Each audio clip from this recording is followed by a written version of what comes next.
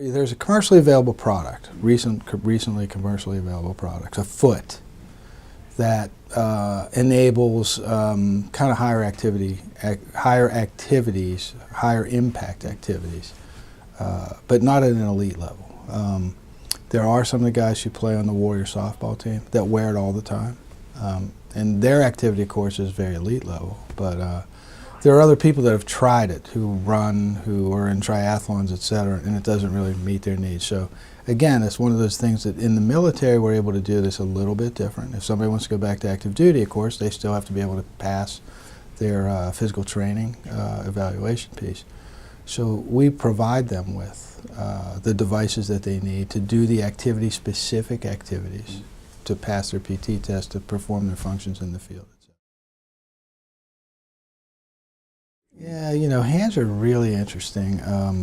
So if you're right-handed and you lose your hand, obviously, the first thing that we do is we train your left hand to be your dominant hand, right?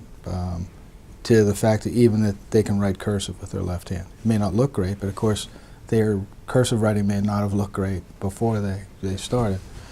And what we've discovered, even with the really high-end bionic hands, et cetera, they look cool. They do all sorts of things. The dominant hand tends to do the finer motor functions, and the non-dominant hand tends to be the positional thing that holds and positions.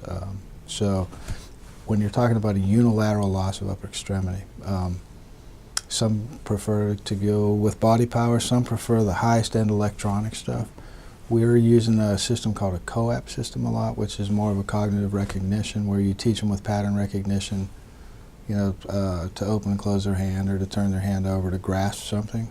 And without having to really think about it too much through the pattern training, they're able to make the prosthetic hand do what they would, almost like you would if you still had a regular hand. Of course, you still can't, there's still no sense of touch. But we also, I do extensive interviews with all, or most of, the upper extremity patients who've left, and when they come back for repair or because they need a new socket or whatever. And it's interesting that they say that they can actually feel through their sockets. So they always tell me that they wonder whether we're chasing something that they're not interested in, which is regaining the sense of touch through their prosthetic terminal device. I think that it's a worthy thing to do. I think if you could give that back to somebody, they would change their mind if they knew it worked. But you know, I think for the majority of the upper extremity patients that continue to wear their prosthetic devices, they now know how to function with it, and they're not really looking to do something newer, better, greater. Although if something newer, better, greater comes out, the phone frequently rings and they say, hey, do you guys have this yet? How's it working? Can I come take a look at it, et cetera, et cetera. And Walter Reed does do a significant amount of research on upper extremity prosthetics. We're accountable for probably a third or maybe more of all the medical research done in the United States in the government. If they have technology already,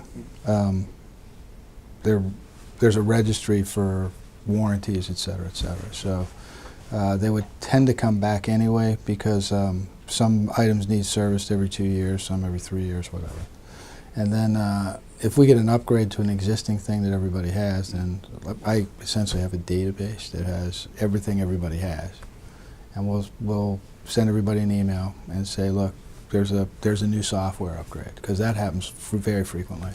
And when you come in the next time, if you depend on where they live, sometimes it's not really possible.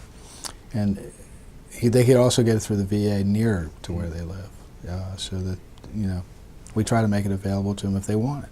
And again, a lot of guys, and girls, they get used to what they have. They're happy with what they have, and maybe when it's convenient for them, they'll seek it out. But they don't necessarily drop what they're doing and run to get it done.